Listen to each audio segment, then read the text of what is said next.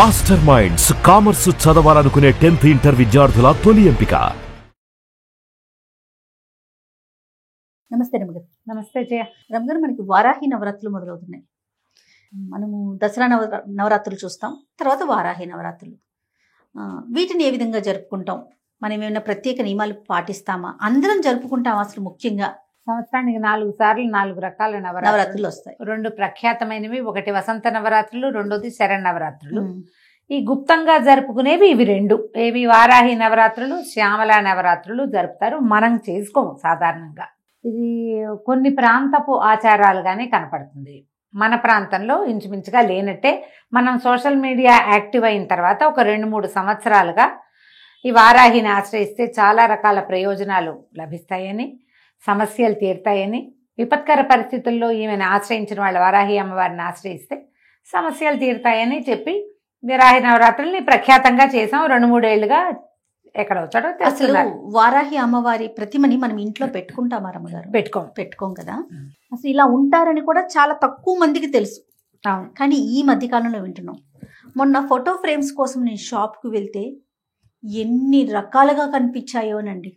అంటే వారాహి అమ్మవారి ఫోటోని వేరు వేరు కలర్ శారీస్తో, వేరు వేరు భంగిమల్లో, అంటే అంత విరివిగా ఇంట్లో కూడా పెట్టుకోబట్టే కదా అక్కడ కనిపిస్తాం. ట్రెండింగ్ లో ఉన్న జేజీ వారాహి మన వీడియోస్ లాగానే ట్రెండింగ్ లోనే ఉన్నది వారాహి అమ్మవారు. ఆమె ఎప్పుడూ ఉంది కానీ జయ, ప్రఖ్యాతంగా లేదు. ఎందుకంటే ఈమెని ఉగ్రదేవతగానే చెప్పబడుతుంది ఆమె. ఓకే. అమ్మవారి యొక్క పరివార శక్తుల్లో ప్రముఖమైన మంత్రినిగా వారాహి అమ్మవారిని చెప్తారు. ఆదివరాహమూర్తి యొక్క స్త్రీ స్వరూప శక్తి. ఆదివరాహమూర్తిని కూడా మనం సాధారణంగా అర్చనలు, పూజలు మనం ఏమి చెయ్యం. ఏ సందర్భంలోనూ వరాహస్వామి స్వరూపంలో ఉన్న విష్ణు స్వరూపాన్ని ఇంట్లో పెట్టుకోవటం కానీ, పూజ చేయటం కానీ మనకు కనిపించదు. మనకి ప్రఖ్యాతంగా వరాహస్వామి ఉన్న దేవాలయాలు ఏవి? ఒకటేమో తిరుమలలో మొదట వరాహస్వామిని దర్శించాలి.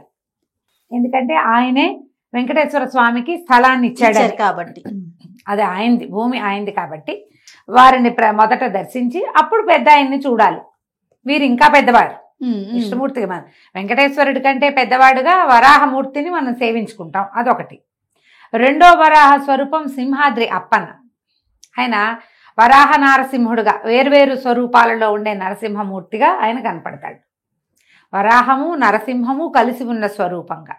ఈ 2 తప్ప మనకి ప్రఖ్యాతంగా ఎక్కడా వరాహ స్వరూపంలో స్వామివారు ఉన్నవి లేవు, తక్కువ.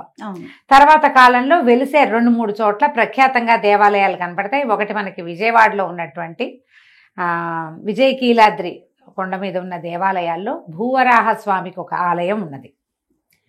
కర్ణాటకలో ఉన్నటువంటి కళ్ళహల్లి అనే ప్రాంతంలో భూవరాహ స్వామిది ప్రఖ్యాతమైన, ఆ ప్రాంతంలో బాగా వెళ్తారు. దేవాలయాలు ఉన్నాయి.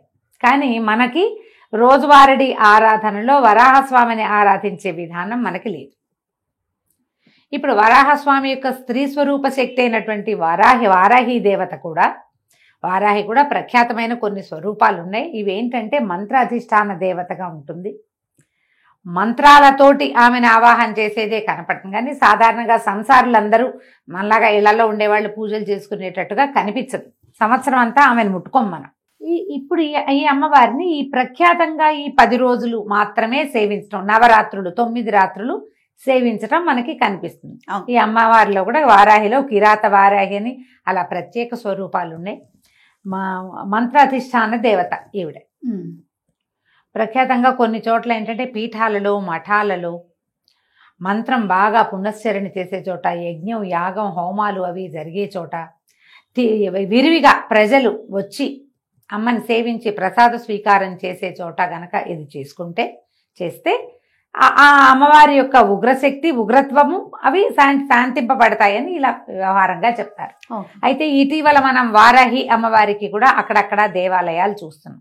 మనకి కాంచీపురంలో ప్రఖ్యాతంగా లోపల అమ్మవారి కామాక్షి ఉంటే బయట వారాహి స్వరూపం కనపడుతుంది. అంతరాలయం దగ్గరే మనకి ఉన్నది.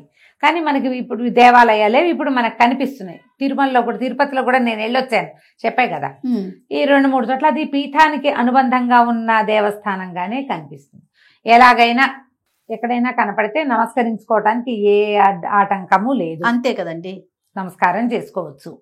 ఒకవేళ ఏ దేవాలయానికైనా వెళ్ళినప్పుడు అక్కడ అర్చనాధికారులు జరుగుతుంటే అర్చనలో పాల్గొనొచ్చు, ఏమీ భయం లేదు, తప్పు లేదు, చెయ్యొచ్చు. అయితే ఈ ప్రఖ్యాతమైన ఈ 9 రోజులు చేసేటప్పుడు మనం కొంచెం చిన్న మెలకువతోటి వ్యవహరిస్తే సరిపోతుంది, చేసుకోవచ్చు. ఇప్పుడు ఇది ఉగ్రదేవతారాధనగా దీన్ని తీసేయాల్సిన పని లేదు, చేసుకోవచ్చు. ఈ చేయటం ఏమిటి, మనం ఎట్లాగో ప్రాణ ప్రతిష్ఠ చేసి విగ్రహాలు పెట్టి అంత గందరగోళంగా హైరాన్ పడద్దు.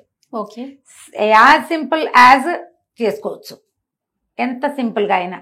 ఈ 9 రోజుల పాటు ఎక్కడి నుంచి మొదలైంది, ఇది ఆషాఢ శుద్ధ పాడ్యం నుంచి నవమి వరకు పూజ. పొద్దునైనా చేసుకోవచ్చు, రాత్రైనా చేసుకోవచ్చు. కాకపోతే ఈ వారాహి యొక్క శక్తి రాత్రి వేళల్లో ఎక్కువ ఉంటుందని, పగలు అమ్మవారు నిద్రిస్తుందని చెప్తారు. మేము తిరుపతిలో వెళ్ళినటువంటి అమ్మవారి దేవాలయంగా లేదది, అదొక పెద్ద మండపం లాగా ఉండి క్లోజ్ చేసి పెట్టారు. మేము అక్కడ లోపలికి వెళ్ళాక చూస్తూ మాట్లాడాం 2 వాక్యాలు.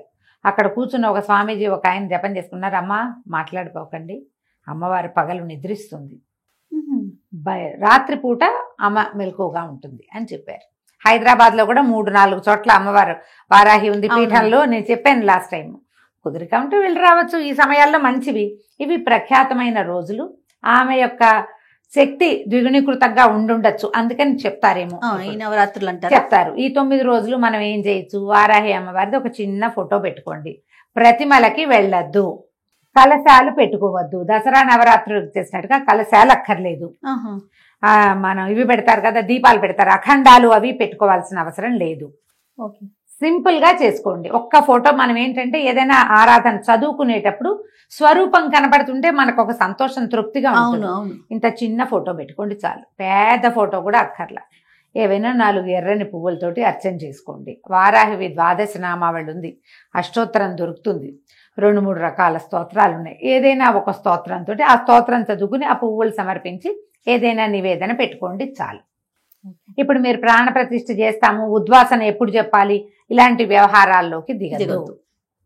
ఎందుకంటే ఇది ప్రఖ్యాతంగా చేసేది కాదు, మామూలుగా రోజువారీ మనం చేసుకునేది కాదు. కాబట్టి ఇవి ప్రత్యేకమైన రోజులు, ఆమెకి సంబంధించిన రోజులుగా చెప్పబడుతున్నాయి. కాబట్టి పెద్దవాళ్ళంతా చెప్తున్నారు. కాబట్టి ఈ 10 రోజులు మనం ఏదైనా చదువుకోవచ్చు, చెప్పుకోవచ్చు.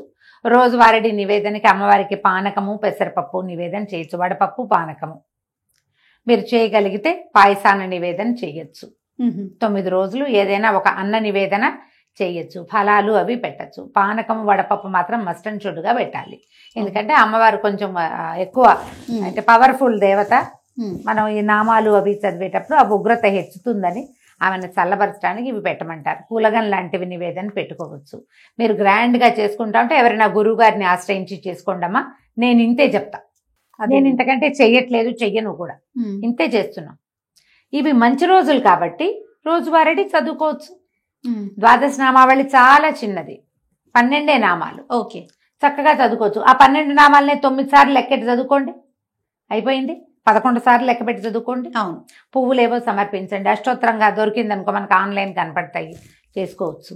ఇప్పుడు ఇది సాంగంగా మనం దసరా పూజల్లో అమ్మవారిని నిలబెట్టి 9 రోజులు సేవించి 10వ రోజున ఉద్వాసన చెప్పి అమ్మవారిని మళ్ళీ వెనక్కి చేర్చి అంతలా చేయక్కర్లేదు, చేయవసరం లేదు. 9 రోజులు చేసుకుంటే మంచిది, 5 రోజులైనా చేసుకోవచ్చు. పైగా ఇవేంటంటే ఇవన్నీ కాంప్లికేటెడ్ కదా జయ. ఏదైనా మొదలుపెట్టి ఏదైనా మధ్యలో ఇబ్బంది వచ్చింది, పీరియడ్స్ వస్తాయి, పిల్లలకి పీరియడ్స్ వస్తాయి, ప్రయాణాలు వస్తాయి, సడన్ గా ఎక్కడో ఏదో ప్రాబ్లం వస్తుంది, చావో మరణమో పొటకో సమత్తలో ఏవోటో వస్తాయి, మనం అటేటో వెళ్తాం, మానేసామని భయం వేస్తుంది. అవునండి, మీరు ప్రాణ ప్రతిష్టలు అవి చేసి కలశాలు పెట్టి తర్వాత ఏమో అఖండాలు పెట్టారనుకోండి, మానకుండా చెయ్యాలి. మానేస్తే మీ ఇంట్లో పిల్లడు కాలు జారిపడినా, మీకే గట్టిగా దుమ్మొచ్చి తలనొప్పి వచ్చినా అమ్మవారిని మానేసాం కాబట్టి వచ్చిందని కనెక్ట్ చేసేసుకుంటాం. కనెక్షన్లు పెట్టుకోవద్దు. అందుకని మీరు ఇవి పెట్టద్దు. ఓకే, ప్రాణ ప్రతిష్టలకి దిగబోకండి. ఒక పటం రోజువారీ పెట్టుకోండి. ఈ 9 రోజులు చదువుకోండి. ఓకే, 10వ రోజు అయిన తర్వాత 10వ రోజు నాడు ఆ పటం తీసి చక్కగా తుడిచి పైన పెట్టేసుకోండి. పటం తీసి పైన పెట్టాలంటే మహారాజుగా పెట్టుకోవచ్చు. మీకు ఉంచుకునే ఉద్దేశం ఉంటే ఉంచుకోవచ్చు, కానీ లేకపోతే తీసి పైన పెట్టచ్చు. ఆవిడ ఏమందు, మళ్ళీ వచ్చే సంవత్సరం అదే పటం పెట్టుకుంటాము, సరిపోతుంది కదా. కాస్త నివేదన కొంచెం చెయ్యండి తప్పకుండా, ఊరికే చదివి వదిలేయపోకండి. మనం పారాయణ చేశాక ఏదైనా చదువుకుని ఏదైనా అర్చన చేశాక ఖచ్చితంగా నివేదన, తాంబూలము, హారతి లైన్ ప్రకారం చేసేయాలి. ధూపము, దీపము. మొదట దీపం పెట్టుకుంటాం, ధూపం చూపిస్తాం, ఏదో స్తోత్రం చదువుతాం, 2 పుష్పాలు సమర్పిస్తాం, నైవేద్యం చేస్తాం, హారతి, ఒక నమస్కారం, కంప్లీట్ అయిపోతుంది. మీరు రోజు రాత్రిపూట 9 రోజులు చేసుకోవచ్చమ్మా. ఇందులో భయపడేంత పెద్దది కాదు ఇది. ఇవి మనం చెయ్యం కాబట్టి చేయక్కర్లేదు చెయ్యాలనిపించింది లక్షణంగా చేసుకోవచ్చు. ఇంత మాత్రం చెయ్యండి, ఏమీ భయం లేదు. ఈమె ఏంటంటే పరివార శక్తుల్లో ప్రబలమైన శక్తి. ఆవిడ తక్కువది కాదు, చాలా గట్టిది. ఇప్పుడు ఇంత గట్టి ఇది మనకి దేనికి అవసరం? ఆమెకు సరిపడా మనం చేయగలమా? అది ఆలోచించుకుని కదా దిగాలి. డెఫినెట్ గా. నేను ఎందుకంటే ఇవి విని కేసులు మేము భయం వేస్తుంది, భయం పడ్డాము, మాకు అలా ఉంది, మాకు ఇలా ఉంది, పటం తీసేచ్చా, ఈ పటం ఉంచుకోవచ్చా అని నన్ను 10 మంది అయినా అడిగారు. లాస్ట్ ఇయర్ వారాహి నవరాత్రుల తర్వాత ఆ పటం ఏం చెయ్యాలి, ఇన్ని రోజులు పూజ చేసాం, ఇప్పుడు లోపల పెడితే తప్పేమో. అనుమానాలు కదా రమ్మగారు, భయాలు కదా. భయం అయితే చెయ్యొద్దమ్మా అంటా నేను. భయపడితే చేయబోకండి. మామూలు మనం ఏ రోజు వారడి ఏం చేసుకుంటామో అది చేసేసుకోండి, సరిపోతుంది. నేనైతే దాదాపుగా ఒక 4-5 సంవత్సరాలుగా ఈ వారాహి నవరాత్రులు ఎప్పుడైతే తెలిసిందో, 5-6 సంవత్సరాల క్రితమే తెలిసింది నాకు. ఈ ద్వాదశ నామావళి చాలా సులువు. నాకు 12 నామాలే కదా, వీటిని 9 టైమ్స్ చేయటం ఒక లెక్కగా అలవాటు చేసుకున్నా నేను ఇంతే చేస్తున్నా అంతే. ఒకవేళ మధ్యలో ఏదో ఇబ్బంది వచ్చింది, ఒక నమస్కారం చేసుకోవటమే అంతే.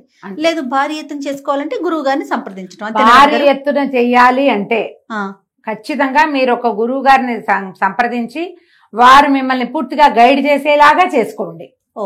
అప్పుడు ఓకే. ఇప్పుడు చూడు, గురువు గారిని సంప్రదించి అంటే ఫోన్లోనో, ఇన్స్టాలోనో, మెసెంజర్లోనో కాదు, ప్రత్యక్ష గురువు. ఓకే. అందుకని ముందు జాగ్రత్త పడి చేసుకోండి ఏం చేసినా. తప్పకుండా అండి. నమస్తే రమ్మగారు. నమస్తే.